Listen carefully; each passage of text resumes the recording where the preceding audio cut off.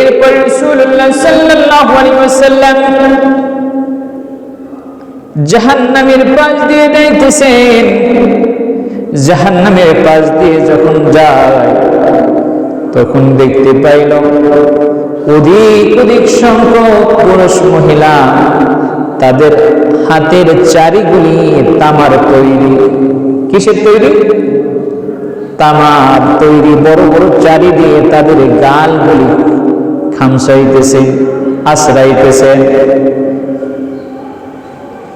চেহারাগুলি আশ্রাইতেছেন, খামসাইতেছেন। তামার যে নখগুলি দিয়ে যখন আশ্রাইতেছেন, রাসূলুল্লাহ সাল্লাল্লাহু আলাইহি ওয়াসাল্লাম বললেন, জিবরাইল, এদেরই অবস্থা কেন? এরা কারা?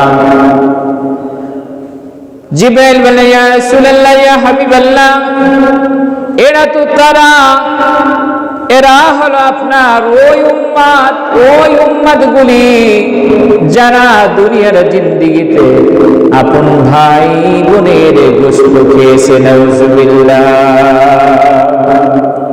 মুসলমান ভাইয়ের গোশত খেয়েছে, মুসলমান বোনের গোশত খেয়েছে।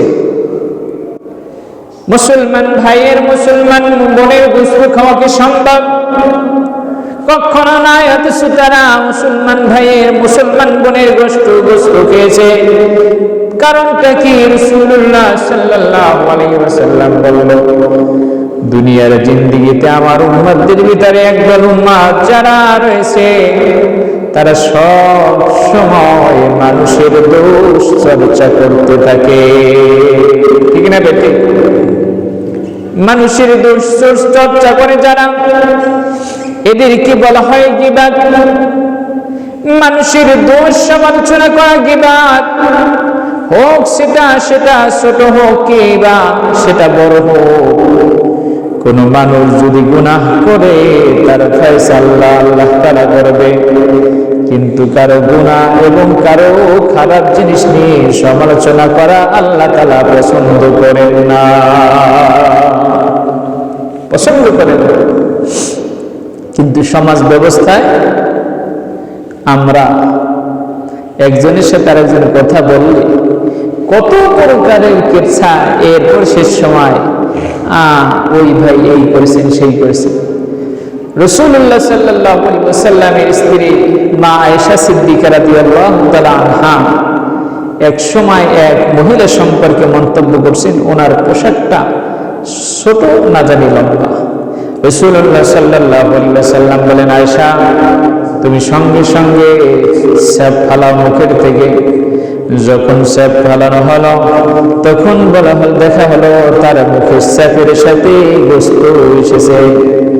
জিজ্ঞাসা করলো, হুজুর, আমি তো গোশত খাই নাই, কেন আমার মুখে গোশত আসলো? তুমি যে ওই বোনের পোশাক নিয়ে তুমি তার সমালোচনা করেছো, এটা গীবাত হয়েছে। আর গীবাত করা আপন ভাইয়ের গোশত খাওয়া সমান। নাউজুবিল্লাহ।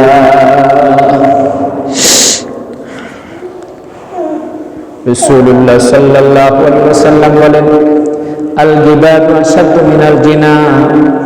জিনা করলে যে অপরাধ হয়, যে গুনাহগুলি হয়, যদি বান্দা ক্ষমা চায় খালিস নিয়াতে, আল্লাহ তাআলার দরবারে ক্ষমা চায়, রব্বুল আলামিন মাফ করে দেবে। কিন্তু যেই ব্যক্তির নামে গীবাত করা হয়েছে, তার কাছে যতক্ষণ পর্যন্ত ক্ষমা চাওয়া না হবে ততক্ষণ পর্যন্ত আল্লাহ রব্বুল আলামিন ক্ষমা করবে না।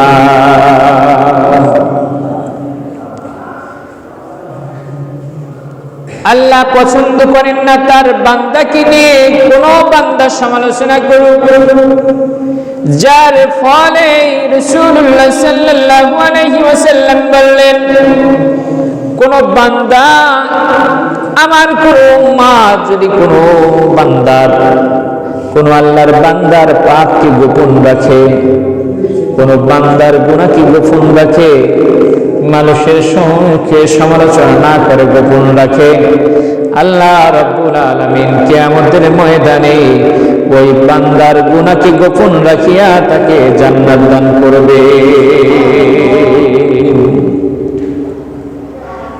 মানুষের দোষ ত্রুটি গোপন রাখা আল্লাহ তাআলা পছন্দ করেন।